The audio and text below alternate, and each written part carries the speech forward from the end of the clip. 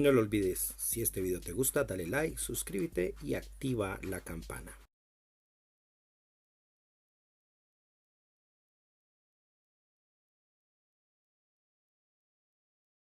¿Cómo están? Bienvenidos una vez más aquí a los jueves temáticos de Paulo y sus mundos.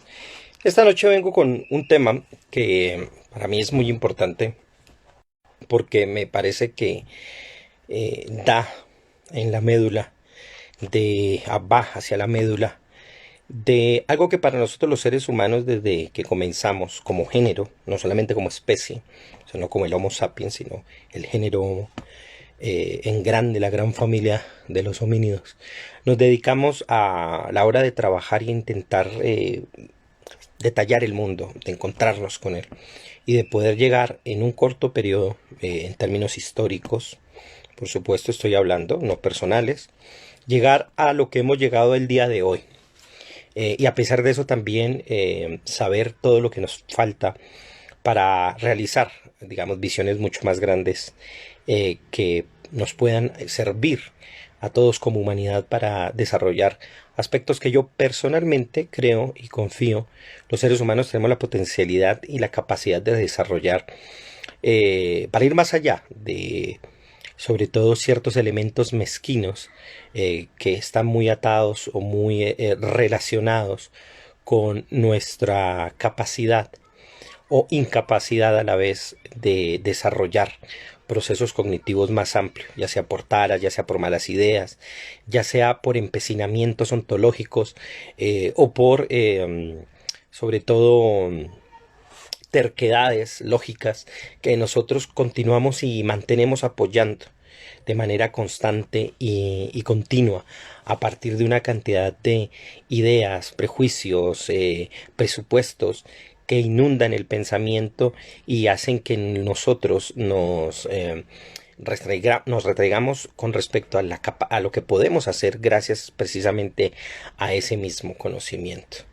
Y bueno, por eso este tema de esta noche para mí es muy importante porque desde que lo conocí, desde que me relacioné con él, fue decisivo para mi formación personal y también para la manera en que yo aporto desde ese conocimiento a todos los demás, en la medida en que doy clases, en la medida en que de cualquier tipo de tema que esté trabajando y también la manera en que yo puedo participar y aportar también a una sociedad.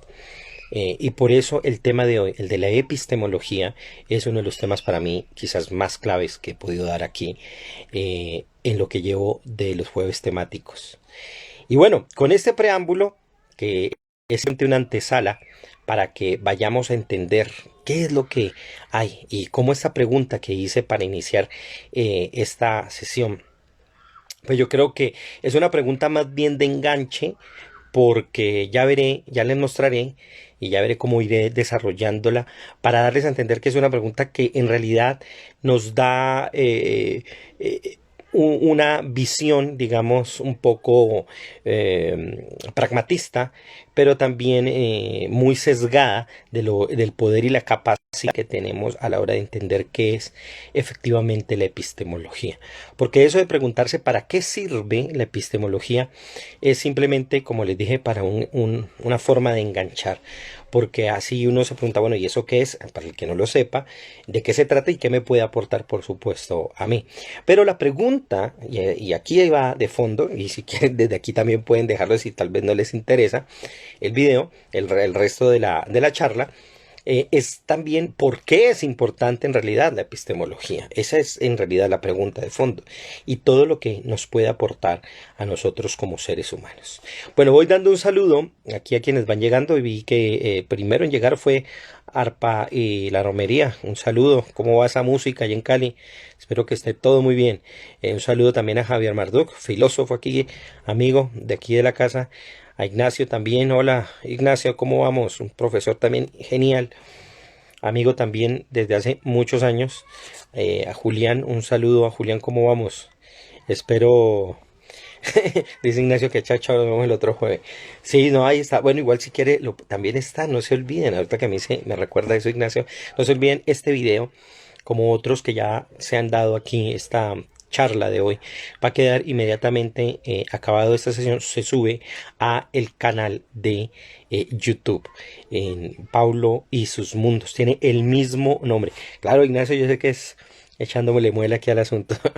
Bueno, y entonces queda allí en Pablo y sus mundos para que vean este y otros capítulos. Les recomiendo mucho. Si los ven, denle su like y ya van a venir muchas más cosas en el canal, y también suscríbanse, por supuesto. Bueno, hoy vamos a hablar de epistemología, y como les estaba diciendo en la introducción, es uno de los temas para mí más llamativos y fundamentales por varias razones. Bueno, en primer lugar, yo quisiera comentar un poco cuál es el momento, un poco alguna, digamos, una experiencia personal. Y recuerdo que cuando estaba en la universidad en antropología en el primer semestre, la materia precisamente de teoría del conocimiento, que ya explicaré un poco en qué se parece y en qué no se parece a la epistemología, me sirvió mucho porque estaba pasando en ese momento pues por una típica adolescentada de ese momento, una típica cosa de joven del momento. Había terminado con una novia y estaba bastante despechado. Entonces, la epistemología yo creo que fue como la forma de un poco de suplantar todo ese gusto y comenzar a derivar hacia mucho de los elementos intelectuales que luego, por supuesto, hasta el día de hoy me seguirían acompañando.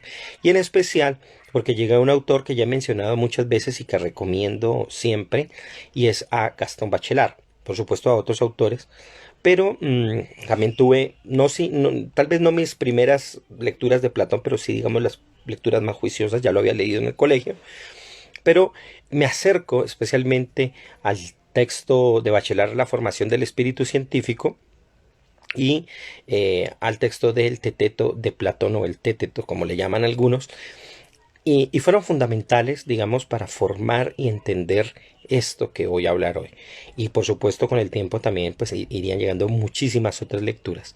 Y bueno, y eso de la mano de alguien para quien tuvo la oportunidad de ver clases con él, de un profesor fenomenal, espectacular, que vivió hasta hace pocos años, Alfredo Rodríguez, y un gran conocedor de estos documentos, de estos textos, no solamente desde el aspecto lingüístico por su lengua original, sino también por ser un ávido lector y conocedor, y un gran filósofo, por supuesto.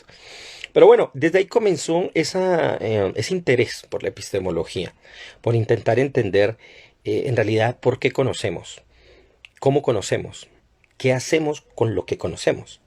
Y en verdad, ¿cómo sabemos que eso que conocemos es cierto, es verdadero, es auténtico?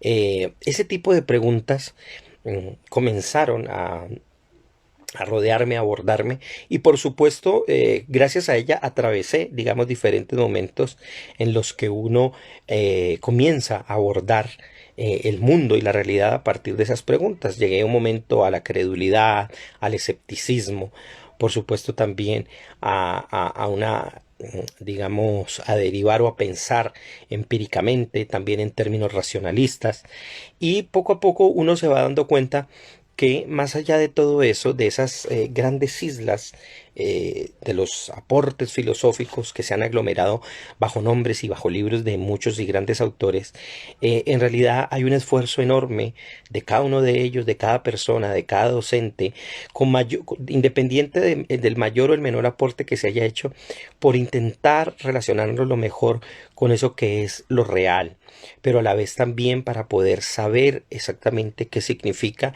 qué es, qué implica, y cómo nosotros, seres humanos que venimos de eso real, podemos conocerlo, aprenderlo, comprenderlo, y también hacer muchas cosas más. Y para mí, sobre todo, lo más importante, espero no olvidarme hacia el final, comentar el valor moral que tiene esto, el peso que tiene el tener una epistemología clara a la hora de poder abordar un tema cualquiera. Y quiero hacer énfasis en esto porque no quiero decir, y atención con esto, que quien aprende epistemología tiene una moral superior. No, no se trata de superioridad moral, se trata de una claridad moral. Y eso es lo más importante. Yo no soy amigo de la superioridad moral, pero sí de la claridad. que debemos tener. Y la epistemología es precisamente el elemento que me ayuda a que el conocimiento se afine de tal manera con la realidad que pueda por lo menos volverse eso un nivel de verdad, un nivel de digamos, de total relación entre mi pensamiento y aquello que yo consigo y veo del resto del mundo, de todo el entorno.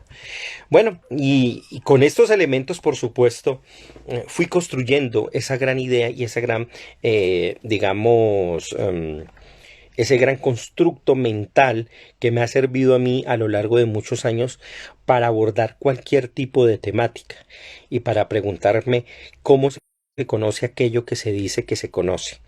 Y por eso, de algún modo, yo siempre he dicho que quien estudie epistemología y entienda los elementos claves, no le va a temer en un tema. Más allá de si adquiere o no maestría al respecto, el punto está en poder tener la familiaridad con todos esos elementos que están allí que componen ese gran grupo humano. Yo recuerdo, y precisamente aquí que está Ignacio dentro de la audiencia, recuerdo a un video, en ese entonces un DVD que él me facilitó de Von Karajan, el famoso director musical, y viendo ese trabajo que es bellísimo llamado el arte de la conducción. Digamos que el epistemólogo hace algo muy similar con el conocimiento, igual que un director de orquesta. Puede ser no el más diestro, ni tiene que manejar necesariamente, no ser un músico multiinstrumentalista, pero sí conocerlos por lo menos y poder tener cierta competencia y saber cómo debe hacerse.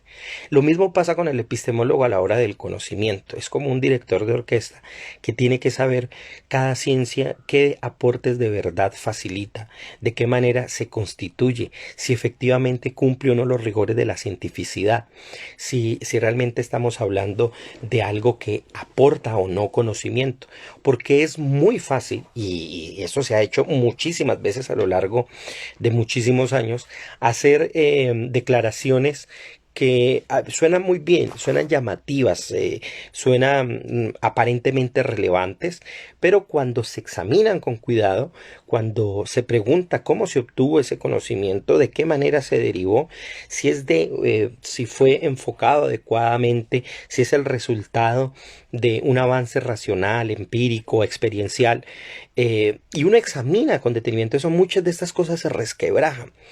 Por eso para mí ha sido fundamental a la hora de tener que comprender cuáles son los aportes que nos da la epistemología, para poder integrar todos esos elementos que el conocimiento da, porque no solamente hay un problema, no solo el hecho de que lo real es excesivamente grande, que es amplio, que podemos nosotros entenderlo y comprenderlo de muchas maneras, sino que además junto a ello hay muchas mentes, hay muchas ideas, hay muchas personas que quieren participar desde la creencia, otras personas quieren participar de la opinión, otros quieren hacerlo desde el aparente conocimiento que tienen del tema o del conocimiento real que se da. Entonces todo eso nos va a bordear y nos va a dar una idea de lo que es la función y la autoridad que tiene en términos filosóficos, en términos cognitivos, la epistemología. Y por eso es importante tratarlo. Un saludo también a Javier, qué bueno verlo por acá en Instagram. Javier, hace rato no nos vemos, un saludo enorme. Bueno, entonces espero que esto que haya dicho que sea claro y que les sirva a ustedes como no solo el preámbulo inicial, sino una introducción para que sepan lo importante que hay detrás de este tema.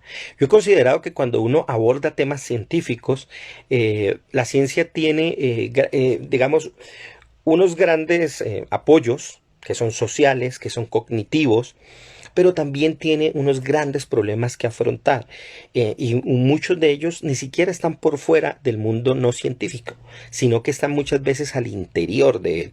Y es precisamente allí donde la epistemología juega un papel fundamental para generar factores decisivos a la hora de ayudar a que la ciencia misma se examine y se revise a sí misma y pueda cumplir con una de las cosas más importantes que la ciencia tiene, y es el hecho de autocorregirse, de poder transformar aquello que asume como verdadero y encontrar elementos novedosos, distintivos, pero que también sean correspondientes con lo real en términos de la teoría, es decir, que tengamos una visión amplia de eso, pero también, por supuesto, basado con los datos y con la correspondencia adecuada, siguiendo métodos que sean de acuerdo a la materia y por supuesto al saber que hay allí implicado, que sean los métodos adecuados. Entonces, mucho de esto, la epistemología ayuda bastante a entender qué hay detrás de ciertos aportes que se dan en términos de la ciencia, y cómo estos pueden, por supuesto, satisfacer o no el conocimiento, satisfacer o no la necesidad de los seres humanos de aprender y de, en verdad, si cumplen o no con el objetivo de la cientificidad. Entonces, eso es lo que vamos a abordar esta noche. Si es muy técnico, si es, digamos, muy rígido lo que voy a comentar aquí para algunos, por favor pregunten, no se olviden, eso es importantísimo, sobre todo porque no podemos dar no se puede dar por asumir muchas cosas, porque muchas veces no, al hacer esto, presuponemos con algunos de nuestros conceptos cotidianos eso que se supone que estamos entendiendo, pero que en realidad no logramos captar plenamente. Bueno, vamos entonces como tal a entender de qué se trata la epistemología. Y lo primero que hay que abordar es, por supuesto, el elemento etimológico que hay allí, porque juega un papel decisivo para entender y apuntar exactamente, tomar el centro de este asunto y que ese centro guíe al resto del proceso.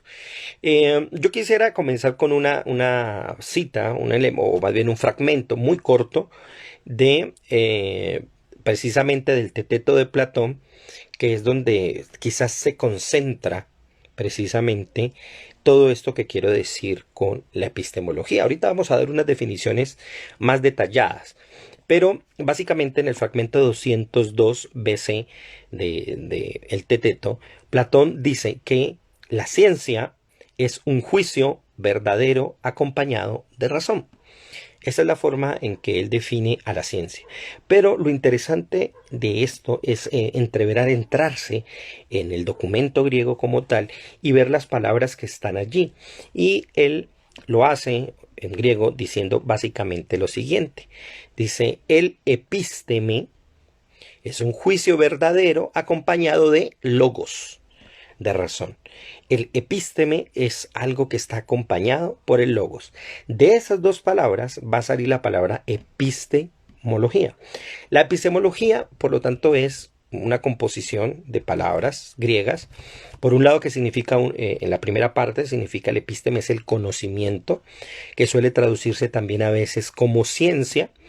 Y, por supuesto, la otra palabra común y conocida es la de logos, que ya de sobrado me imagino conocen que está en cuanta ciencia se puede llamar a sí mismo ciencia, por lo menos de nombre, y la palabra logía está al final para hablar de un discurso, para hablar de la razón, para hablar de, digamos, un saber o una suerte de ciencia o de conocimiento que se quiere aportar, un relato sobre todo sobre ese tipo de conocimiento.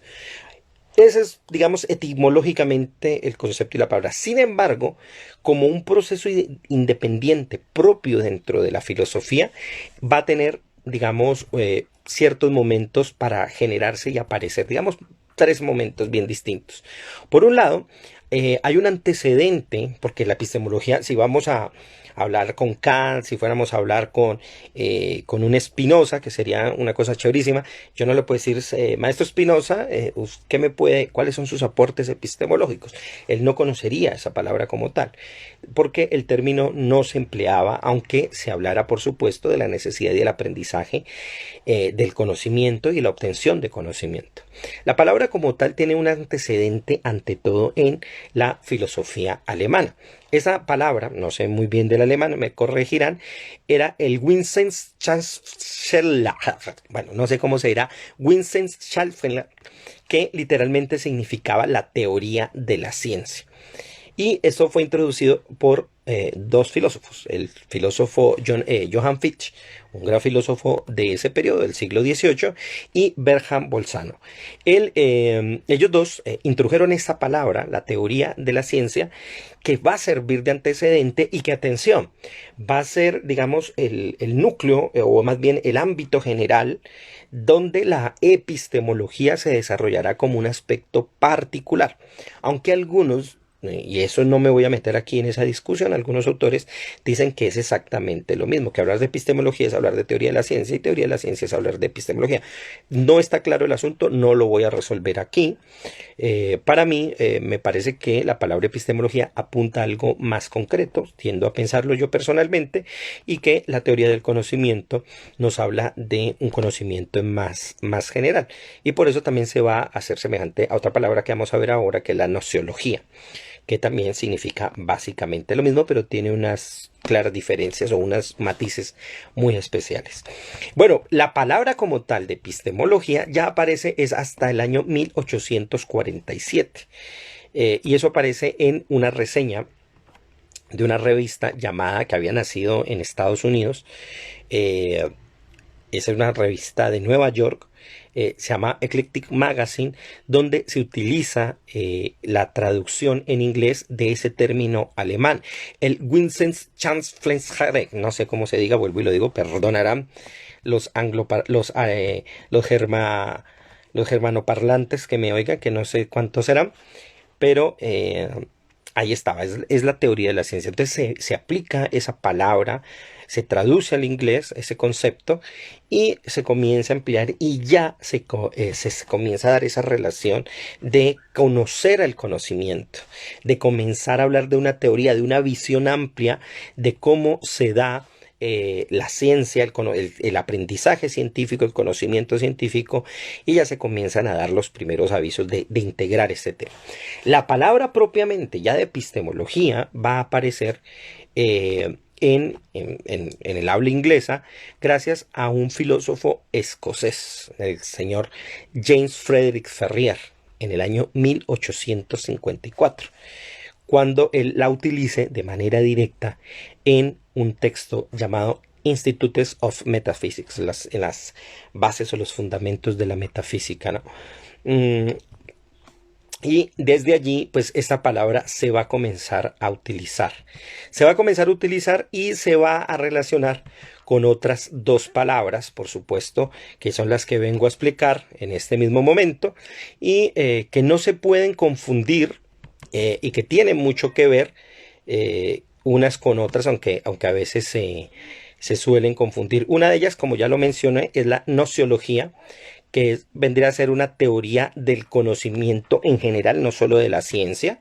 Es un conocimiento amplio que se aplica a, digamos, otra serie de cosas, el conocimiento que se puede adquirir por la religión, el conocimiento nocional, el conocimiento hecho a partir de opiniones, o la serie de ideas que nosotros podemos generar, tal vez desde la imaginación, desde las narrativas, y que constituyen de alguna forma una manera del conocer de los humanos.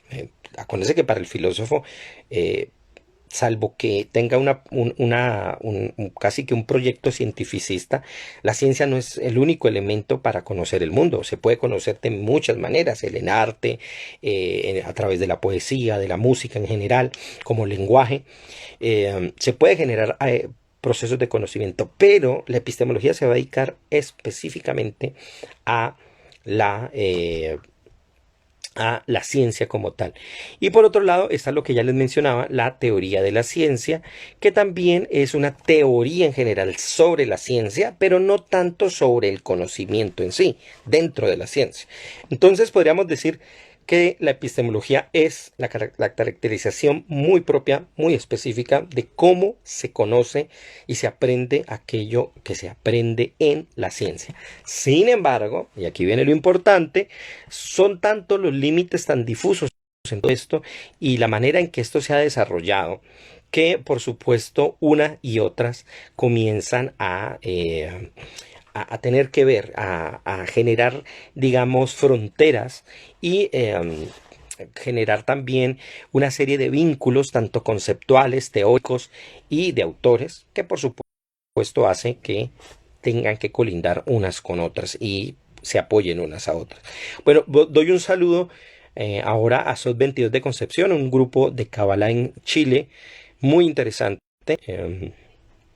Que invito también a seguir. A Diego González, que está, un saludo enorme, ya te había visto bastante aquí en el canal. Y a Cristian, hace rato no lo veía. Cristian, ¿cómo estás? Cristian, ¿cómo va todo? Y un saludo también a Caribú, que se acaba de unir hace un momento. Bueno, entonces, vamos a ver algunas, dicho esto de paso de la definición de epistemología, vamos a ver algunas definiciones, de la etimología, perdón, vamos a ver algunas definiciones que nos pueden dar un marco general para entender de qué estamos hablando. Eh, Atención, estas definiciones, como suelo hacerlo en la mayoría de clases y de charlas que doy, las utilizo para poder generar una visión básica, pero no necesariamente quiere decir que esté de acuerdo con ellas o que no haya cosas que cambiar, elementos que transformar para darle una verdadera amplitud al término, un verdadero, una plasticidad adecuada, sin que esta plasticidad, por supuesto, se llegue a desgarrar y se terminen filtrando cosas que claramente no tienen nada que ver con la epistemología. Bueno, una de las definiciones, estas son unas definiciones que encontré libremente en internet sin autores, es decir, es de tomada de Google nada más, pero me sirven para eso, salvo la segunda que voy a mencionar con nombre específico. La primera definición nos dice que la epistemología es la parte de la filosofía que estudia los principios, los fundamentos, la extensión y métodos del conocimiento humano. Vemos que nos da 4 elementos que componen al estudio del conocimiento humano. Mire que no nos está hablando de la ciencia como tal, sino del conocimiento humano en general. Por su parte, los autores Severino y Waslavic en el año 1998 hicieron una definición en un libro general de filosofía en la que aseguran que la filosofía es una rama, perdón, la epistemología es una rama de la filosofía que se ocupa de todos los elementos que procuran la adquisición de conocimiento e investiga los fenómenos, los fundamentos, perdón, los límites, los métodos y la validez del mismo. Miren que también coinciden algunas cosas, pero también se diferencian otras. Por lo menos nos habla de la necesidad de buscar fundamentos, límites y métodos dentro de la epistemología o dentro del conocimiento. La tercera definición nos dice que la epistemología es una disciplina. Mire que aquí ya no nos habla de que es una rama, o sea, no es una parte de la filosofía como tal, o una sección de ella, sino que es una disciplina. Es decir, hay que aplicarse a ella para poder desarrollarla plenamente, que estudia cómo se genera y se evalúa el conocimiento de las ciencias. Es decir, es un tipo de disciplina que ayuda a darle como una suerte de checklist a la ciencia para saber si cumple los procesos de cientificidad. Continúa diciendo la definición. Su función es analizar los preceptos que se emplean para justificar los datos científicos.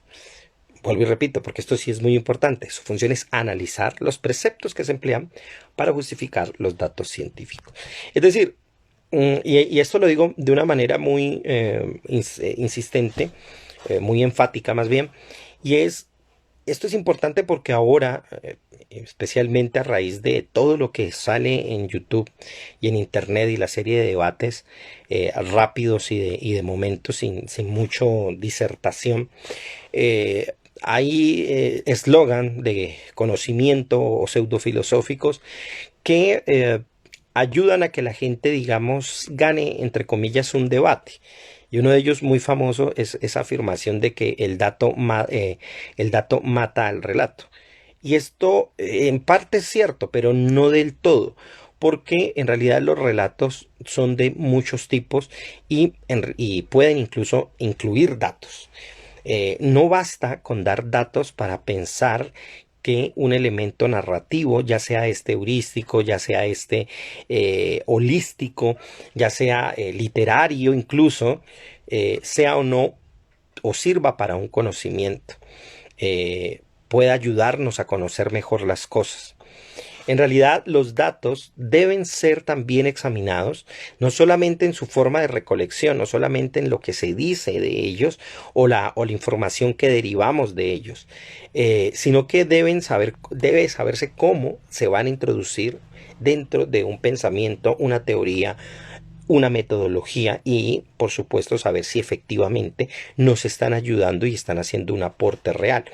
Eh, entonces, estas definiciones nos ayudan muchísimo para dar ese marco, como les digo, pero no nos deben atar, por supuesto, a comprender qué es lo que implica la epistemología.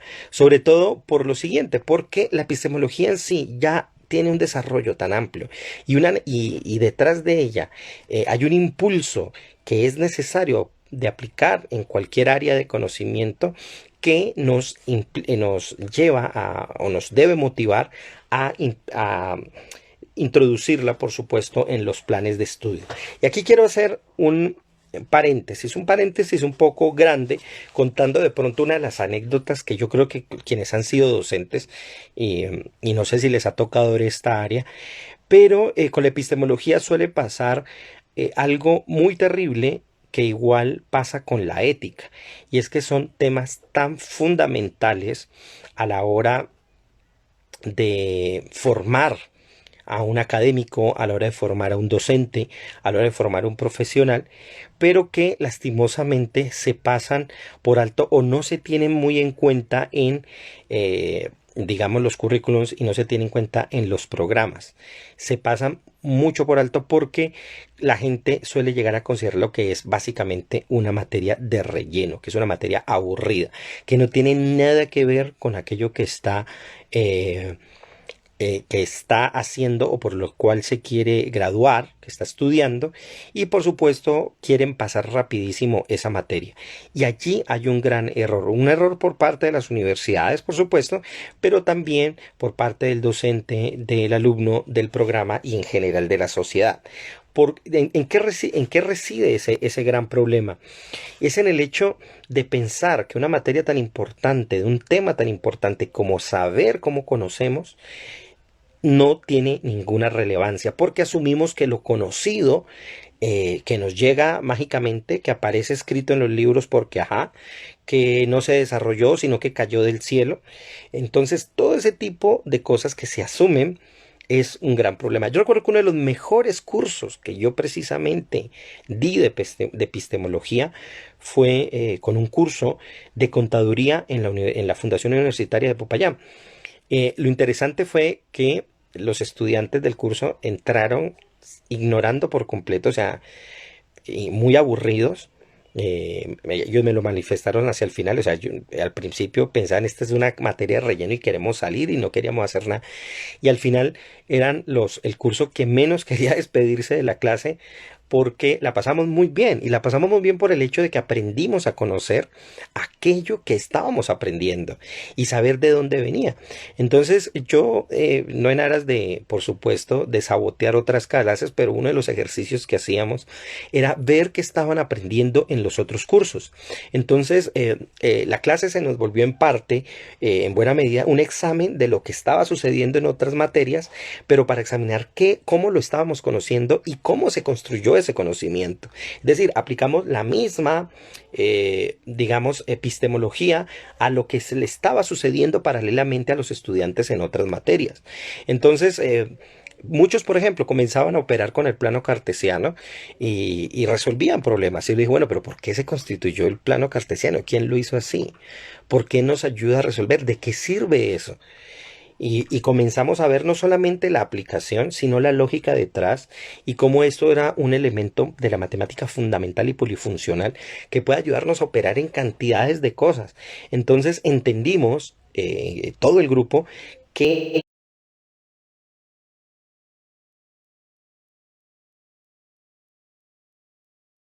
por supuesto, no solo aplicarlo mejor, sino ampliarlo e ir muchísimo más allá para poder avanzar en el conocimiento. Pues yo les decía, el punto no es que ustedes no solamente trabajen de su, y está muy bien trabajar de su carrera, por supuesto, eso es lo que hay que hacer, pero no es solamente eso, sino que tengan la posibilidad de que en la medida en que la conozcan, de que tienen la posibilidad de aprender de ella sus fundamentos, ennoblezcan aquello que están aprendiendo y desarrollenlo más.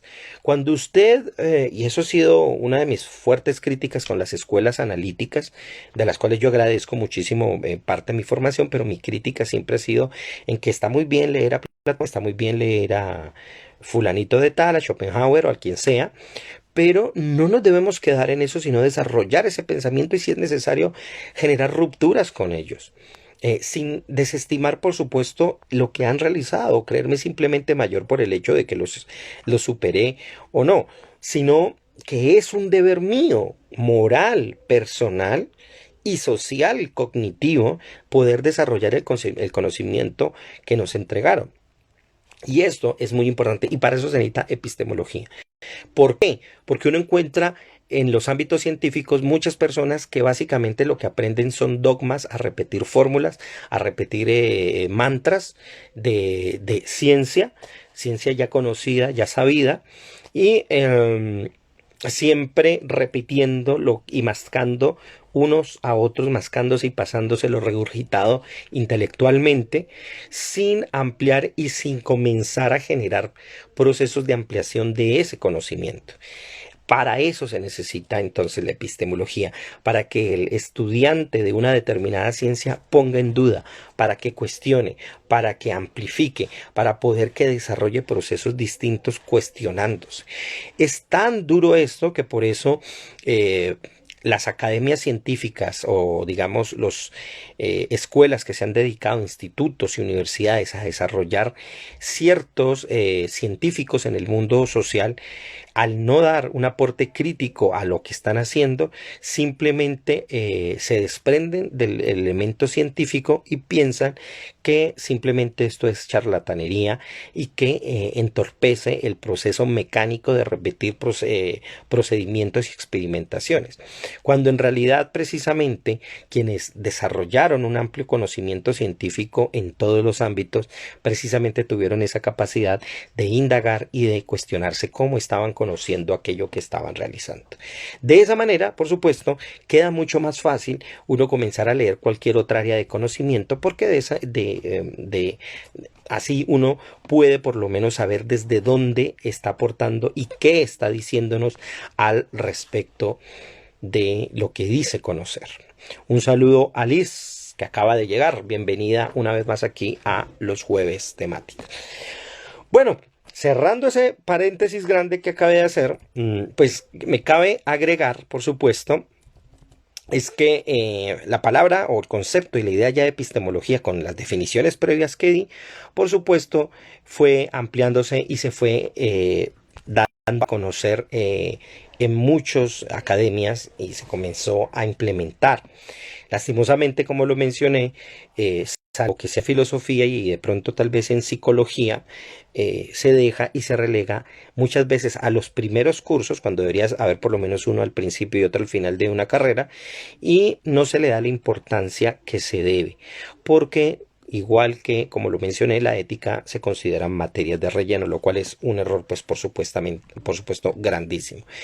Sin embargo, Como sea, a pesar de todo esto, la epistemología pues ha estudiado a lo largo, se ha desarrollado y se ha estudiado a lo largo de diferentes circunstancias históricas, de condiciones sociológicas, en las que también incluso psicológicas del individuo, en las que se ha obtenido el conocimiento. Y eso es lo que viene a desarrollar también la epistemología. Quizás a quien ya mencioné, Gastón Bachelard, es para mí el gran epistemólogo, porque él examina concretamente las condiciones psicológicas que están implícitas en los intereses personales por resolver problemas y cuestiones científicas, los cuales en sí mismos no están mal ni son negativos para nada, pero que deben estar, por supuesto, diferenciados de los elementos de objetividad plena que debe alcanzar la ciencia. Y aquí viene precisamente una de las cosas bien importantes, y es todos esos elementos que acompañan precisamente, especialmente conceptos que acompañan a la epistemología para crear todo ese mundo y toda esa red de apropiación del conocimiento. Uno de ellos, por ejemplo, es el elemento de la verdad, es decir, la epistemología busca y señala la necesidad de alcanzar la verdad de algo, entendiendo a la verdad no como, atención, una doctrina o una imposición, y lo digo esto porque ahora hay una cantidad de, digamos, predisposiciones, doctrinas, ideologías, ¿cómo decirlo? Como incluso hasta programas intelectuales que son antiverdad, y especialmente gracias al relativismo, o al llamado relativismo, porque eso ni siquiera corresponde al relativismo antropológico original, y piensan que hablar de verdad es hablar de una imposición y de algo que está impuesto por una institución, llámese esta iglesia, llámese esta ciencia, entre comillas, oficialista, cuando en realidad no tiene nada que ver con eso. La verdad de la epistemología se refiere a la correspondencia exacta o lo más preciso posible entre los desarrollos teóricos que nosotros hagamos con lo que se dice y se piensa de la realidad, y que haya una correspondencia exacta. Cuando estas dos cosas se empalman y podemos afirmar algo de manera positiva, estamos hablando de que estamos ante la verdad de algo. Por supuesto, eso no quiere decir que esa verdad no se pueda ver dentro de marcos más amplios donde puedan ampliarse o pueda comprenderse de una mejor manera en un tiempo futuro. La ciencia en ese sentido es progresiva y, como ya lo mencioné, autocorrectiva. Otro de los elementos es desde la objetividad. Otra palabra que por supuesto está totalmente cuestionada en ciertos relatos, en ciertas ideologías actuales, que piensan que el objetivo no existe, simplemente porque hay factores de subjetividad que están operando en cada uno de nosotros y que se supone deben tenerse en cuenta, o no se pueden anular o suprimir, porque se está creando un tipo de trauma intelectual y cognitivo en el sujeto. Esto en realidad es una fantasía.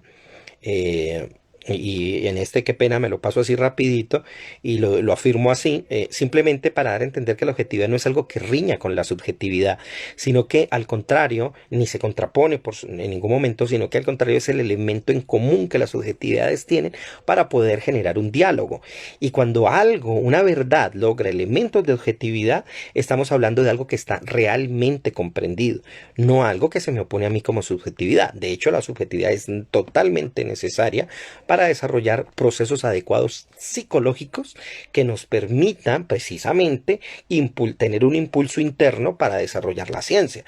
Es decir, todo científico, si usted agarra a estudiar la historia de cualquier científico, ellos inician por planteamientos especialmente generados, no exclusivamente, pero sí especialmente generados desde la misma niñez, y que han sido constantemente reelaborados mentalmente para poder llegar a plantearse algo y resolverlo, por supuesto, luego con todo el aparato lógico, teórico, conceptual que la ciencia le ofrece. Acuérdense nada más ni nada menos como el mayor ejemplo, o uno de los más recordados al menos, de cómo el mismo Einstein se pensaba de niño andando montado en un rayo de luz y siendo transportado por él. Esta fantasía es un elemento importantísimo que le ayuda, por supuesto, a generar un impulso intelectual que no debe, por supuesto, solamente de resumirlo a extenderlo o extenderlo precisamente en una narrativa de carácter literaria y quedarse allí, sino que por supuesto tuvo la oportunidad en este caso de generar esas ideas y ampliarlas mucho más allá y servir y hacer que eso le sirva a muchísima gente en muchísimos ámbitos. Bueno, y de paso aprovecho, porque eso en algún momento lo hablé cuando haga mi crítica a las universidades, al sistema universitario en general, haré un énfasis precisamente en este punto. Y es que, dado que ciertas universidades se están sesgando y se están volviendo momias intelectuales, no en todas, por supuesto, pero la gran mayoría, estamos sesgando la oportunidad de que muchos niños, muchos jóvenes tengan la posibilidad de desarrollar esas ideas, esas fantasías nocionales y que ayudan, por supuesto, al desarrollo intelectual. No se objetivicen precisamente, no busquen empalmarse con la realidad, que es el término que está aquí también en juego con la epistemología. Y es que la realidad debe ser comprendida. Y eso asume, es un presupuesto, es un axioma casi que de base en la epistemología, y es que hay una realidad. Y esto es otro de los elementos que algunas mistificaciones, algunas malas doctrinas mal interpretadas, muchas de ellas sacadas de los contextos reales de producción en las que estas se originaron, pues han pensado y decidido a señalar a mansalva que es que la realidad no existe, que esto es una ilusión y que no se puede comprender y que hay un agnosticismo. No, la epistemología parte de que el mundo se puede conocer y si no se conoce hay que buscar los métodos y las condiciones para conocerlo, que hay una realidad objetiva a la cual lanzarse al conocimiento. Y que no es simplemente una ilusión y que cuando hay ese tipo de ilusiones se pueden comprender desde marcos muy concretos de teorías que pueden afirmar cómo comprender bien eso. Bueno, en ese sentido, estas palabras que acompañan a la epistemología, que son prácticamente su derrotero, pues llegan, por supuesto, a servirnos también para entender otra serie de cosas, ¿no? Y para eso tenemos que volver a las preguntas básicas, a las preguntas que con las que inicié al principio, ¿no? Y son preguntas importantísimas. Es cómo conocemos. Por ejemplo, yo les pregunto a ustedes cómo conocen lo que conocen, las materias que están haciendo, la carrera que están, por la que están, la que quieren buscar un trabajo, ese conocimiento que están obteniendo, cómo lo obtienen tanto personalmente como la forma en que llegó a ustedes y el desarrollo social que se dio. ¿Cuáles son esas fuentes del conocimiento? No solamente en términos técnicos y materiales, sino también en los procesos intelectuales que nosotros desarrollamos para poder adquirirlos. Cosas como la memoria, el testimonio, la razón. ¿Cómo diferenciamos algo verdadero de lo falso? Y también, por supuesto, también preguntarnos cuáles son los tipos, por supuesto, de conocimiento que existen. Todas estas preguntas, pues, las va a abordar y las va a desarrollar la epistemología. Ahora bien, hay una cosa importantísima aquí que debemos nosotros tener en cuenta, y es ver los desarrollos. Algo mencioné al principio, los desarrollos de la epistemología a lo largo de los años. Esto lo digo y lo menciono de manera muy especial porque nosotros solemos pensar muchas veces de diferentes maneras, pero no sabemos de dónde viene ese pensamiento y asumimos muchas veces que es nuestro. Yo les decía una vez a mis estudiantes de comunicación y bueno, en filosofía cuando di en la Universidad del Valle, que hay que conocer a los autores no solo por el hecho de cumplir con la tarea de que el profesor nos puso de leer a determinado autor, sino saber qué tengo yo en común con ellos a la hora de cuando yo pienso y de dónde viene esa manera de pensar. Y muchas personas no saben que son platónicas en determinados momentos o que de otras maneras razonan desde un punto de vista aristotélico o que tal vez haya concepciones suyas del neoplatonismo neoplatonismo. O sea, cada una de nuestras áreas sociales, de acción, de relación, muchas veces sin quererlo, están motivadas internamente por procesos de conocimiento que se desarrollaron a lo largo de muchos siglos y que se gestaron en etapas diferentes de las sociedades humanas y de ciertas culturas y naciones. Entonces es muy importante llegar a conocer eso. Por ejemplo, a mí me llama mucho la atención y es que especialmente entre los jóvenes, sin darse cuenta, hay un pensamiento muy típicamente gnóstico. Y no lo saben. Esta vaina de dualizar el mundo, de dualizar, de pensarse que yo soy un ente corporal, pero también puedo ser un ente metafísico, ideal, que se compone de una suerte de mixtura. Eso es muy gnóstico. O por ejemplo, por otro lado, pensar y asumir una crítica muy fuerte hacia la religión o hacia ciertas instituciones, eso es un elemento muy materialista y la gente no sabe de sus pensamientos de dónde viene. Es importante conocer, por tanto, todo esto para saber si efectivamente voy a seguirme guiando por ellos, o si voy a relacionar y hacer un camino completamente nuevo, que es como me parece a mí lo ideal que uno debería hacer, no simplemente estar detrás de Platón toda la vida. Sino tener independencia, pero esa independencia no llega sino hasta el reconocimiento y hasta señalar, reconocer y por supuesto zafarse de las cadenas mentales que uno tiene en todos los sentidos, no solamente en el familiar, no solamente en el social, sino también en el intelectual, que tienen quizás una de las cadenas para mí más largas, lo cuales tampoco en sí mismas pueden ser malas. Las cadenas mentales en sí mismas no son negativas. Vaya a ver si usted tal vez no quiera desatarse de las cadenas intelectuales que tiene, pero si usted está en un mar de confusión, una cadena le va a servir muchísimo. ¿Ya? O sea, la cadena en sí misma no es mala, depende de dónde usted la ponga y si la tiene atada a su cuerpo, pero si usted la agarra intelectualmente le puede ayudar muchísimo. Bueno, entonces la epistemología, como ya lo había mencionado, uno va a encontrar las primeras formas de ella en la Grecia antigua, por supuesto. Cuando nos remitimos a la filosofía, Grecia es impasablemente el punto donde el que debemos, si no iniciar, por lo menos sí centrar muchísimo el pensamiento.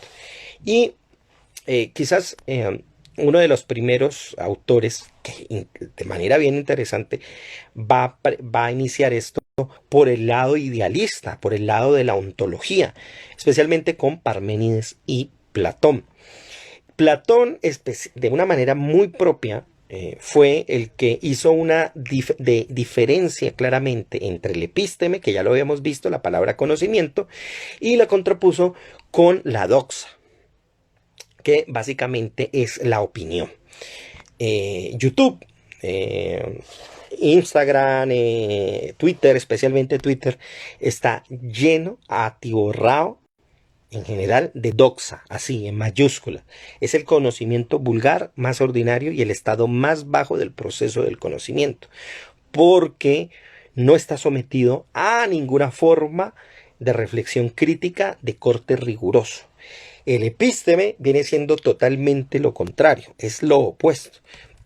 Es el conocimiento que ya se ha definido rigurosamente, que ya se ha establecido desde un proceso de reflexión muy amplio y por supuesto al que se le ha sometido a una crítica muy precisa. Y crítica aquí no es dañar, no es destruir. Para el que quiera puede ver lo que yo concibo aquí como qué es la crítica en un video que ya hice aquí llamado en elogio de la crítica. ¿Qué se debe entender por crítica? ¿No? Para que no me malinterprete. Entonces, la epísteme para entendernos es todo conocimiento reflexivo que se elabora de una manera rigurosa, pero también, atención, amplia, no estrecha. Eso es bien importante entenderlo. Y por eso es que en general epísteme y epistemología también se comparan en general a la teoría del conocimiento, como yo lo había mencionado.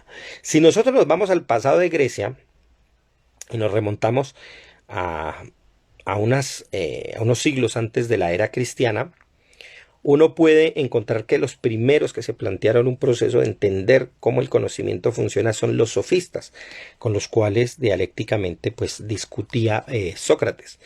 Y para ellos, por supuesto, ellos partían de una visión negativa de la adquisición del conocimiento y se postulaban o decían que pues no hay un conocimiento fiable y objetivo como tal y que somos engañados continuamente por nuestra mente, por la experiencia, por nuestros sentidos. Quizás es en Georgias, que aparece en uno de los diálogos platónicos, donde él nos presenta la idea de que el conocimiento en sí no se puede comunicar, lo cual es una idea bastante cuestionable, por supuesto, que no solo Platón y otros autores van a cuestionar, sino que lo más interesante es que regresa continuamente y reaparece de muchísimas formas y que actualmente sigue instalado en algunos discursos que son no solamente agnósticos, sino que son escépticos o que llegan a un escepticismo acérrimo. Por otro lado, aparece también Protágoras, otro de los filósofos de los sofistas griegos de aproximadamente 5 siglos antes de la era, y Protágoras nos decía que ninguna opinión es correcta por encima de otra y que cada persona es juez de su propia experiencia. Él decía y establecía una base de corte epistémico, es decir, de cómo adquirimos ese conocimiento. Acuérdense que no hay epistemología para ese periodo como tal, pero ya se puede desarrollar algo entendiendo de cómo estos filósofos trataban al conocimiento. Ahora, ¿cuál es el problema de esta idea de Protágoras? Por supuesto, pensar que la opinión correcta es la de cada persona y que no hay ninguna que está, eso es un error grandísimo. Esa idea tan falsa y tan posmoderna de que es que todas las ideas son correctas es un error tremendo. Es un error tremendo que ha llevado a cosas que tiene implicaciones morales. Si todas las opiniones son verdaderas, pues uno por eso puede poner en la misma nivel la declaración de un asesino en el mismo nivel de la víctima. Y como todo es igual y que cada opinión es subjetiva, pues si partimos desde eso, hay un problema bastante fuerte en esta idea del conocimiento. En realidad, no todas las opiniones son iguales, hay opiniones sencillas y llanamente mejores que otras, punto. Ahí no hay vuelta de hoja. Pero el punto no es para la epistemología no es el hecho de que sean o no mejores, sino en cómo se sustentan y de qué manera adquirieron ese conocimiento de aquello que dicen que es verdadero. Llega después, por supuesto, Platón, y en Platón ya comienza a sistematizarse de una manera, o por lo menos a presentarse de una manera más clara esta idea y esta relación con el conocimiento. Para Platón, como es conocido por quienes se han dedicado a la filosofía, él parte de la idea de que hay todo un mundo de ideas variables e invisibles sobre la que es posible adquirir el conocimiento. Esas ideas son los llamados y los famosos arquetipos. El ejemplo y digamos la matriz narrativa que ayuda a que esto se dé está en el famoso mito de la caverna, donde se presenta a una serie de ideas que no logran ser conocidas del todo porque están al exterior de la caverna y lo único que pueden captar quienes están adentro son unas sombras de esos entes abstractos y la única manera de alcanzarlos mientras no sean desatados y salgan de esa caverna es comenzar a contemplarlos y a derivar conocimiento de ellos. Es por lo tanto, es un proyecto totalmente idealista el que funda Platón porque son las ideas las que van a producir el pensamiento. Su discípulo, por su parte, y eso me gusta de Aristóteles, no se quedó masticando lo que el maestro le dijo, comienza a pensar de otra manera y por supuesto, va hacia el punto de vista contrario y es el que nosotros podríamos llamar racionalista. Pero sobre todo a considerar ese racionalismo a partir de la materia misma, porque para Aristóteles, y en ese sentido es un tipo de materialismo, el conocimiento deriva de la experiencia sensible, se adquiere por vía directa, ya de la percepción. Y las abstracciones, por supuesto, son rasgos que se van a definir posteriormente y pueden derivarse de forma indirecta o de forma directa, ¿no? Es decir, de forma indirecta, deduciéndolas de los datos nuevos o de los datos que encontramos y siguiendo ciertas reglas lógicas, y de manera directa, pues a través de la ya mencionada percepción. Esto lleva a criticar el mundo de las ideas de Platón, porque dice que simplemente eso es una duplicación del mundo de las cosas sensibles, y por lo tanto es innecesario. Lo que él establece es un método de carácter silógico que permite que la ciencia de la lógica se desarrolle, porque ella es la que nos va a permitir encontrar y generar los elementos de demostración por los que podemos llegar a examinar exactamente algo, si es verdadero o es falso.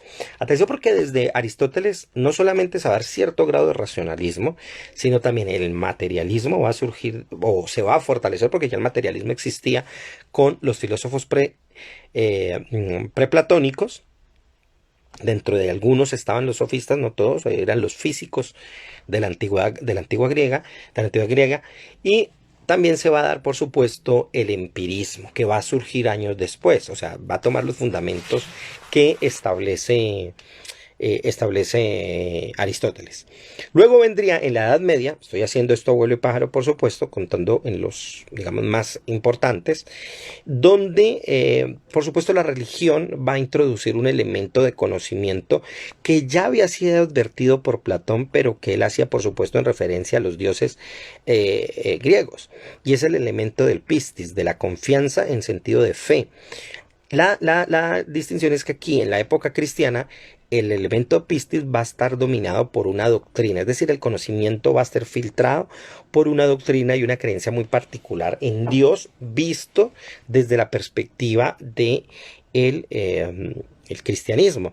Y por supuesto es Tomás de Aquino el que nos dice que, bueno, la percepción sirve, es un punto de partida para el conocimiento, se necesita y hay un apoyo de la lógica para generar esas ideas, esos arquetipos ya existen en Dios, y nosotros los podemos derivar por cierto conocimiento, pero en realidad el que debe emplearse todo, el que debe servir como una forma de equilibrio entre este elemento racionalista y este elemento materialista y estas ideas, es por supuesto la fe, el pistis, la confianza que tenemos en este caso en una doctrina específica. Por supuesto, años después, en la edad ya o en el nacimiento de la edad moderna, desde el Renacimiento y la Ilustración, todo esto se va a poner en duda y se va a cuestionar y va a decir, no, pero espérese, ¿cómo nos puede poner de árbitro la fe si aquí lo que debemos hacer es que el ser humano cause una autonomía independientemente de doctrinas que han sido puestas? Entonces, allí en ese periodo nacen dos grandes corrientes que van a tener unos debates fuertísimos en términos académicos, en términos filosóficos, y que a lo largo de los siglos van a seguir generando toda una serie de debates. Por un lado estarán los racionalistas, entre los cuales podemos encontrar a Descartes, el famoso Descartes, a Spinoza y a Leibniz. Y por el otro lado están los empiristas con Bacon, con Francis Bacon, con John Locke y con David Hume. En este momento, en esta etapa, es donde hay un enfrentamiento entre aquellos que dicen que la razón es la que nos ayuda a llegar al conocimiento, mientras que otros dicen es la percepción. Los racionalistas, por supuesto, dicen que no basta con percibir. Percibiendo uno no conoce a las cosas, porque si se percibieran solamente, pues ya al percibirlas se conocería y no habría necesidad de racionalizarla. Pero otros dicen no, es percibiendo, porque en la percepción se equilibran y se comparan constantemente las cosas y se va logrando componer ideas. Por supuesto, de unos va a salir el método deductivo, o se va a fortalecer, y en otros, por supuesto, el método inductivo. Pero también se va a dar dos tipos de un método en especial va a surgir, que es quizás el que va a marcar la pauta en todo esto, especialmente por el impulso que le va a dar a las matemáticas como un lenguaje en común para comprender y derivar ciertos datos abstractos en todas las ciencias. ¿De qué estamos hablando? Pues por supuesto del método cartesiano, que básicamente se basa en 4 reglas. La primera regla del método cartesiano nos dice que es la regla de la evidencia. ¿Qué significa eso? Es que no se puede aceptar por verdad aquello que no se puede evidenciar. Si no se puede evidenciar algo, es mejor no aceptarlo como algo verdadero. A eso le sigue una regla que es la regla del análisis. Y esta regla del análisis consiste claramente de un esquema matemático en descomponer aquello que es complejo y buscar, procurar, establecer y llegar el elemento que lo constituye, o por lo menos los elementos que lo constituyen, para poder apuntar exactamente eso. Entonces, algo que sea evidente, pero algo que también yo pueda analizar, es uno de esos elementos del método cartesiano. La tercera regla es la regla de la síntesis. Y es que así como yo analicé, tengo que tener la capacidad de recomponer todos esos elementos hasta descubrir la relación. Es muy importante analizar, dividir y encontrar, pero también decir cómo funcionan unos con otros, por qué se componen así y qué hace que funcionen y operen de esa manera. Digamos que lo interesante es que al incluir dentro de ese mismo método cartesiano la regla del análisis y la síntesis, Descartes lo que hace es, por supuesto, tomar una cantidad de elementos que ya existían en la filosofía y ordenarlos de una manera muy clara para generar claramente un proceso de conocimiento. Ahora, lo interesante aquí de Descartes es que la epistemología va a tener un elemento metodológico. No solamente va a preguntarse por el hecho de cómo conocemos, sino cómo podemos acercarnos, o sea, cuál es el procedimiento a acercarnos hacia el conocimiento. Por último, viene la llamada regla de la enumeración, y que consiste básicamente en reconocer o sea, hacer un reconocimiento de la continua e ininterrumpida manera en que las verdades se han logrado hasta tenerlas juntas. Es decir, debe enumerarse, debe pasarse y reconocerse cada uno de los elementos que nos ha permitido la constitución de una verdad. Ahora, eso es lo que propuso, Descartes, que Spinoza y Leibniz retomarán cada uno a su manera, dándonos de Spinoza un método de orden geométrico para entender elementos como la política y la ética misma, y Leibniz, que desarrollará una suerte de lógica, también de matemática, y se basarán en los elementos que Descartes dio. Pero por el lado de los empiristas la cosa no se va a quedar quieta, y Bacon, por su parte, nos va a proponer otro tipo de método basado en la idea de que el conocimiento es un eco de aquello que existe ya. ¿Y qué significa esto? ¿Cómo así que el conocimiento es un eco de lo que existe? Y es que él, fundándose en lo que él llama el método inductivo, él comienza a generar un análisis del mayor número de casos particulares para llegar a una conclusión universalmente válida. Acuérdense que este es el método empirista. Y lo que intenta decir es que todos los conocimientos que tenemos en realidad es un acopio de todas las experiencias de aquellas cosas que existen, que los seres humanos hemos tenido, y que al unirlas, por supuesto, podemos, viendo casos concretos, podemos llegar a un conocimiento exacto. Ahora, esto tuvo muchas luchas, pero en realidad lo más interesante es que todo esto en realidad nos sirve al epistemólogo y a aquel que le gusta conocer de esta manera. Por supuesto, todo genera un aporte. Por supuesto, John Locke nos diría otras cosas, y es que no hay ideas innatas. Ojo que esta es una idea que para el día de hoy, desde especialmente de la teoría cognitiva de la psicología cognitiva no le da mucho favorecimiento a esta idea. Pero John Locke propuso que en realidad los seres humanos no tenemos ideas innatas, sino que la mente es una suerte de pizarra en blanco en la que se va escribiendo a medida en que el individuo, el sujeto, genera una experiencia y va constituyendo un conocimiento. Eso tiene bastantes problemas, pero es muy aceptado y sigue operando, especialmente, y tiene incidencias incluso de orden político, sobre todo por aquellos que niegan que haya ciertas ideas y nociones innatas en los seres humanos y que simplemente todo sea en un proceso de educación cultural. Este asunto del constructivismo cultural parte de eso, de la construcción cultural como un... Ojo que la construcción cultural tiene unos problemas precisamente epistemológicos, pero parte de una verdad, es decir, hay una construcción social de conocimiento, pero eso no lo es todo. Ese es el otro punto. Y los seres humanos no parten conociéndolo todo desde la cultura. Hay unos presupuestos de orden biológico, nocional, histórico, que anteceden a esos procesos socioculturales. Yo recuerdo una vez estaba en una reunión de colegio y a mí me escapó decirle a alguien así porque vi un padre de familia totalmente alarmado porque decía que por la influencia de un programa que a mí me gusta ver mucho con los niños cada vez que puedo, un programa llamado Los Jóvenes Titanes, yo creo que lo conoce, yo me río mucho con esa serie, y el padre alarmado decía, es que mi hija le salió pegando a otra niña porque ve Los Jóvenes Titanes, y esa era la razón de él.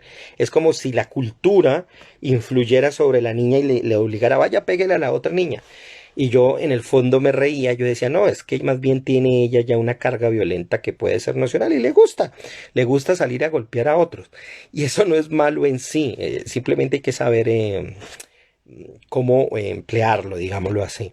Y a mí me dio ganas de pararme y decirle, pues meta las artes marciales, para que sepa corregir esa fuerza y esa energía que tiene ella. Y la prueba está es que no todos los niños que ven y que sean sometidos a las mismas experiencias necesariamente se comportan así. El típico caso eran mis hijos, ellos no por ver patear a Robin y a sus amigos, a los demás salen a patear y hacerle los demás a eso. No lo hacen. Es decir, no hay una influencia de directa y como si fuera un pizarrón en el que simplemente la cultura se inscriba. Bueno, esto salió por un lado, eso estaban los racionalistas y los empiristas. Pero llega un personaje dentro de la filosofía que va a cambiar mucho las cosas. Porque va a cuestionar esa misma idea de plantearse estos problemas empíricos o racionalistas. ¿Y de quién estoy hablando? Estoy hablando de nada más y nada menos de el gran filósofo Immanuel Kant. ¿Y por qué? ¿Por qué va a ser el gran problema de él? Porque él va a plantearnos la idea de los tres tipos de conocimiento que existen. Y él divide de una manera mucho más abstracta y más cuidada todo digamos, esta suerte de confusión y debates que se daban entre los filósofos previos. Por un lado, nos va a hablar de que hay un conocimiento analítico a priori. Eso significa, es decir, un conocimiento que se da antes de la experiencia, que suele ser por lo general exacto y certero, pero tiene el problema de no ser informativo, pues no siempre aclara lo que está conteniendo, ¿no? Las definiciones que están allí. Es como esa suerte de conocimiento nocional que tenemos nosotros de algo, pero que es difícil de expresar porque muchas veces no tenemos el aparato lógico comunicativo para poder darlo. Por eso, y entre otras cosas, paréntesis, yo creo que eso en parte ayuda a entender el fenómeno, como el hecho de que uno a veces lee un autor y uno dice, caramba, esto yo ya lo había pensado, pero no sabía cómo decirlo. Y es porque en últimas ese autor no es que sea un genio en sí, sino que apunta elementos comunes que todos los seres humanos, o por lo menos un buen grupo de seres humanos, en algún momento pensamos acerca de determinado tema. Propone también que hay un conocimiento de orden sintético. ¿Qué significa y en qué consiste ese conocimiento?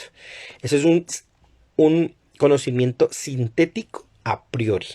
Si el primero, perdón, a posteriori, si el primero es a priori, es decir, antes de la experiencia, este segundo es cuando ha ocurrido la experiencia. Y en este sentido, ese conocimiento también es importante porque se aporta ciertos datos, cierta información a partir de la experiencia, pero tiene un gran problema y es que está sujeto a los errores de percepción, a los inconvenientes y a los obstáculos que los elementos empíricos nos dan a la hora de abordar ese fenómeno, ¿no? La percepción puede errar y lo vemos fácilmente de muchas maneras, pero a la vez también nos ofrece un conocimiento directo. Por eso esta idea muy común de que ver para aprender, pues en epistemología no resiste ni un brinco. No siempre se necesita ver para aprender. Uno a veces puede conocer mucho una cosa sin necesidad de tener una experiencia directa con ello, sino racionalizándolo, pensándolo y derivando principios a partir de otros casos o simplemente pensando y desarrollando muy bien a partir del uso de la razón. Ahora, tampoco eso es suficiente, ¿no? Por supuesto, y menos en la ciencia. En la ciencia se necesitan muchas cosas, otras cosas para eso. El tercer elemento de conocimiento que nos propone Kant es que hay un conocimiento sintético a priori. Es decir, en ese sentido compagina los dos primeros. Y en este caso es cuando se descubre por la intuición y se hace y se determina un conocimiento más exacto. Pero atención, ese conocimiento que es a priori, está expresado bajo las condiciones necesarias que la mente impone a los objetos de la experiencia. Es decir, conocemos a priori, pero evaluamos con los elementos presentes que en la experiencia se nos da. Eso es como cuando yo tengo una idea o, por ejemplo, un prejuicio con respecto a algo o a alguien, y puede ser que ese prejuicio en sí mismo no sea falso ni verdadero, no se ha comprobado, pero cuando yo entro a experimentarlo, ya evalúo si efectivamente esa idea que yo tenía como un prejuicio, acuérdense que un prejuicio en sí mismo no es negativo, sino que puede ser una evaluación errada o parcial de algo, pues yo lo evalúo a razón de mi experiencia. Digamos que de ahí en adelante pues aparecen otras escuelas, hay otros desarrollos, especialmente el empirismo lógico británico, también se van a dar avances en otras ramas del conocimiento, va a llegar la fenomenología y en fin, van a llegar otra serie de escuelas, pero digamos que hasta los filósofos modernos, especialmente hasta Kant, podemos centrar esta idea de cómo se adquiere ese conocimiento. Y bueno, eso ya se nos está acabando aquí el tiempo, pero esos son algunos de los elementos que la epistemología, por supuesto, va a evaluar y va a tener en cuenta.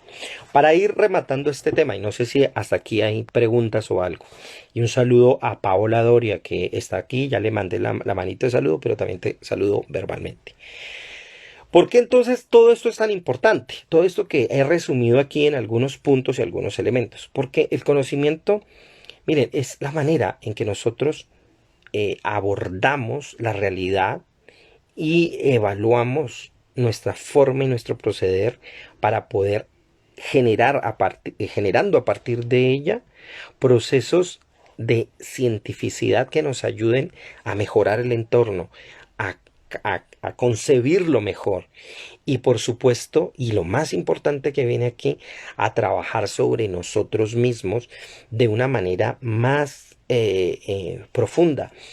Y ojo con esto, porque aquí quiero de paso, digamos, romper con una creencia que hay especialmente en el orden de lo teórico, o por lo menos en el orden, perdón, de lo académico, al hacer una diferencia fuerte, exagerada, entre lo práctico y lo teórico, y entre lo objetivo y lo subjetivo.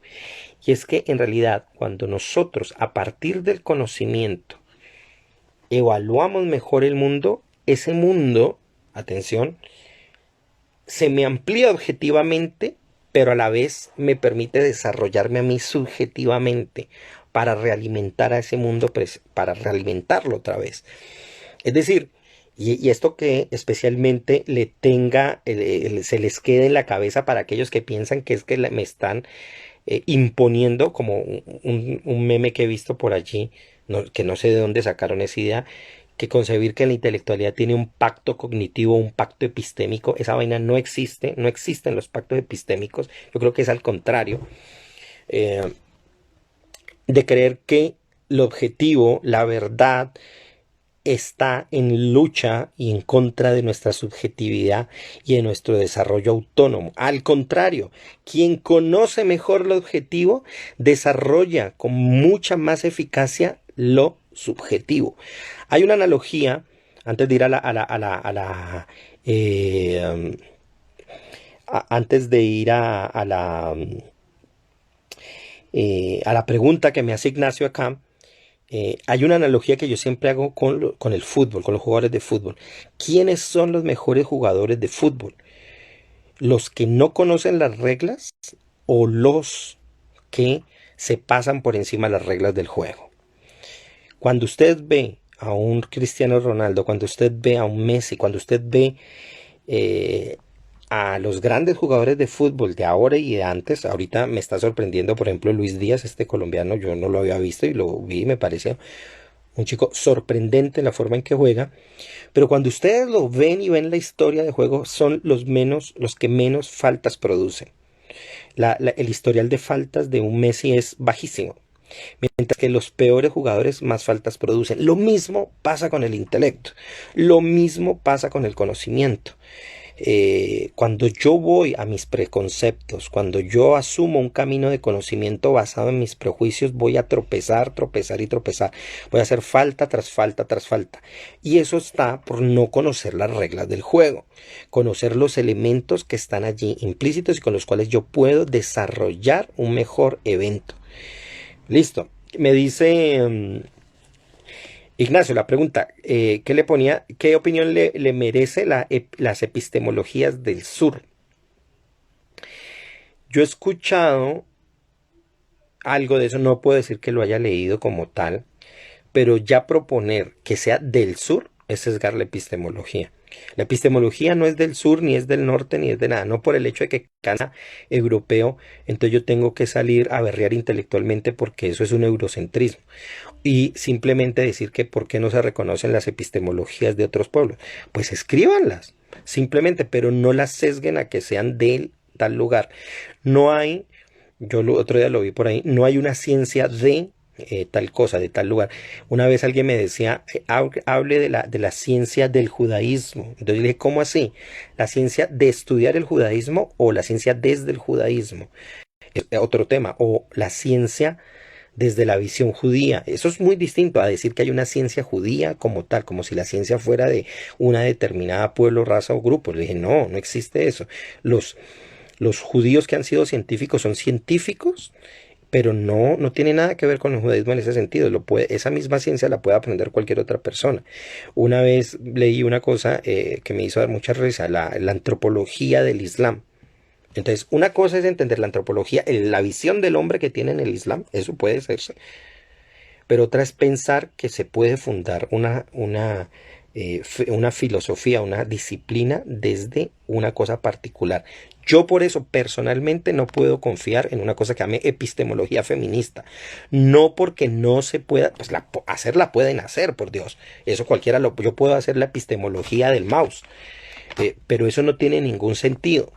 Tiene que hacerse a partir, atención, de un concepto universal claro que sirva para todos.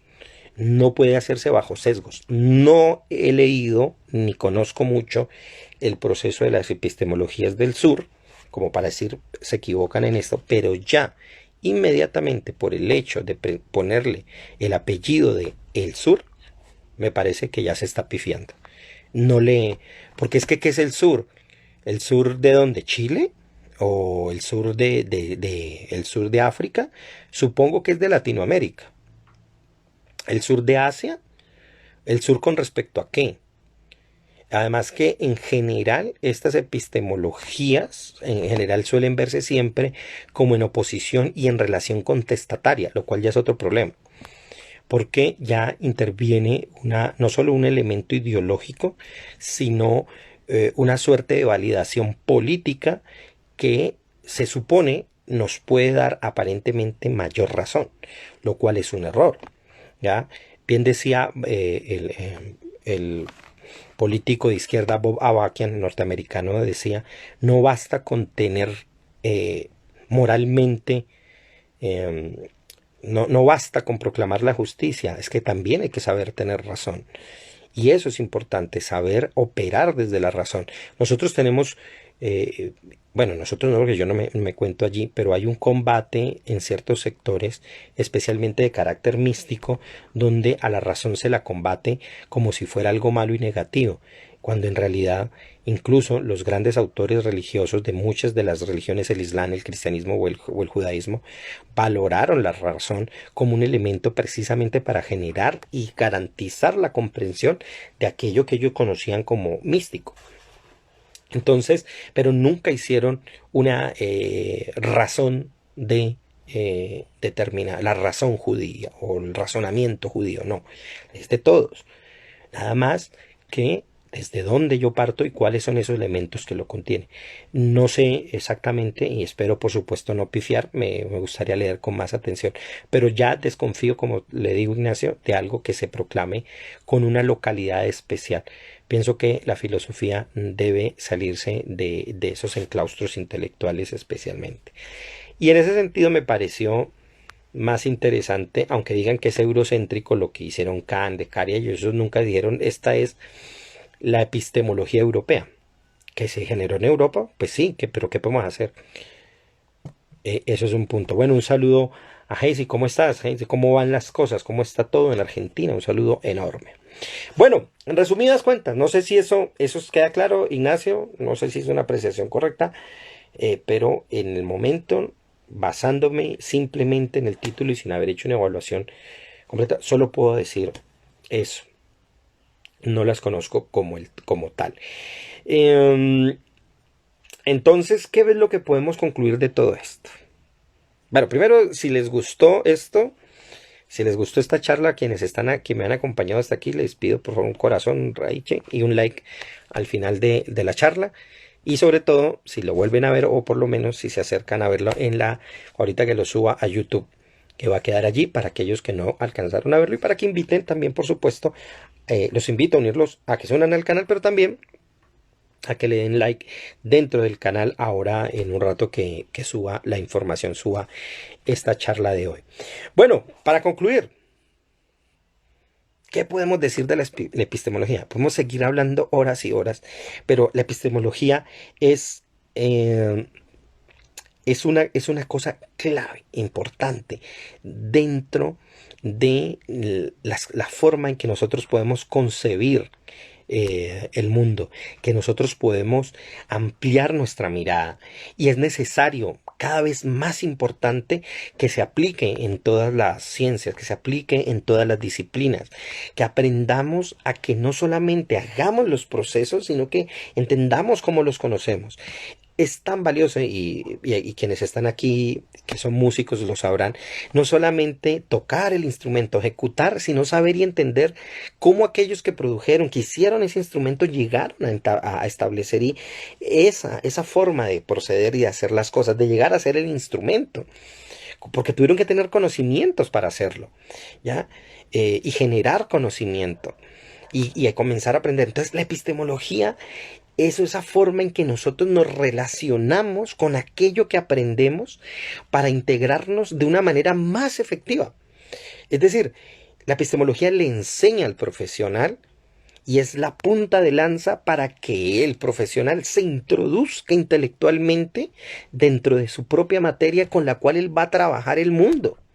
Y por eso es tan importante, es enseñarle al estudiante desde esta clase, desde esta materia, que todos los aportes intelectuales, que todos los conocimientos que ha traído, que han sido formados, moldeados y deformados por su familia y por la sociedad, independientemente del valor y la capacidad que tienen, sirven, pueden aportarle muchísimo cuando entre a trabajar desde su disciplina, pero tiene que hacerlo a partir del conocimiento.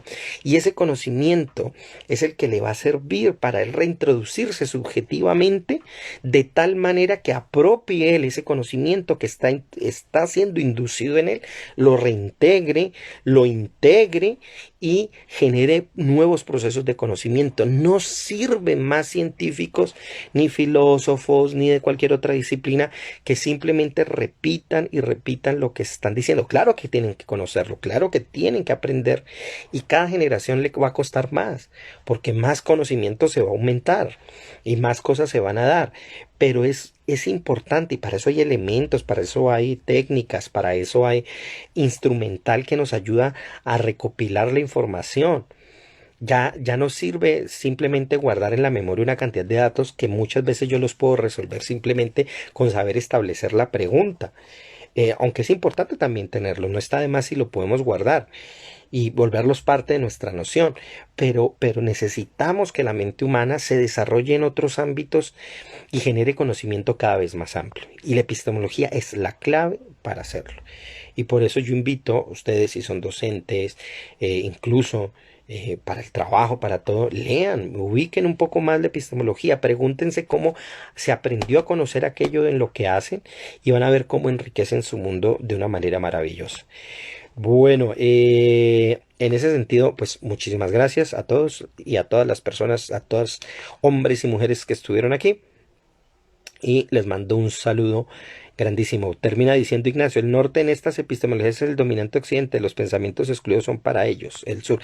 Sí, así es, entonces ellos son esa visión política y tan maniqueísta, los dominantes son los del norte y los del sur, pobrecitos nosotros, pero pues no hemos hecho nada o por lo menos no se han acercado a hacer, y cuando se proponen las academias que se haga algo, la burocracia y los partidos y las ideas y los turnos, los puestos de turno que hay en las universidades, pues no dejan que se establezcan y se generen mayores cosas en los procesos académicos, ¿no?